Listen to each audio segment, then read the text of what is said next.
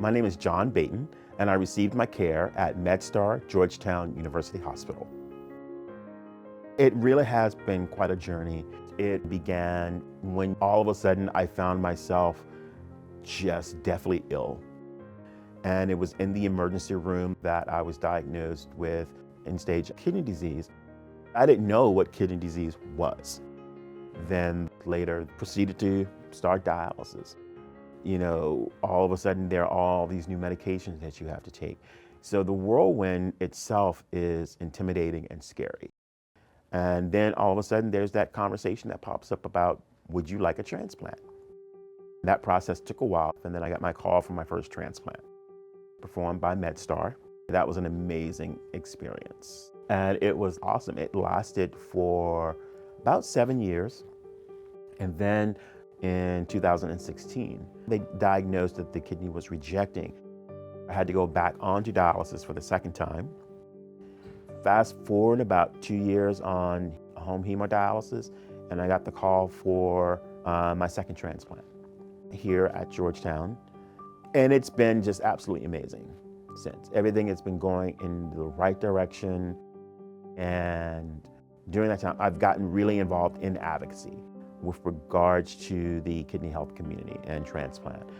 And as a result, I visit various hospitals. I get invitations to come up to different medical units to talk to staff as well as patients about transplant, about home dialysis. Also now just started my 3-year term with UNIS's OPTN network and the Minority Affairs Committee. And then of course I work frequently with National Kidney Foundation, adding my voice to Capitol Hill, talking to congressmen and senators about the need for improving kidney health policies. The American Kidney Fund honored me as a Hero of Hope, which is the highest honor a patient can receive through that organization. So it was very surreal, but it meant so much.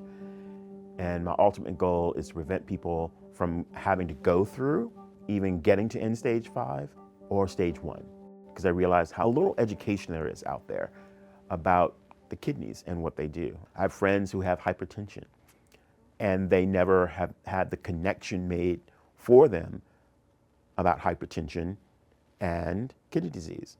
And the same is true for diabetes. And then shortly after I tell them, they're in their doctor's office asking for a kidney function test. Another piece of advice that I have learned over the years: don't be afraid to ask questions. Do your research. After my first transplant, I really wasn't as much of a vocal advocate because everything was new. Everything was being presented to me. I understand why people are afraid and, sometimes don't ask questions. And then after I had to go back onto dialysis for the second time, and I realized that I had to say something. And so I started asking questions for myself.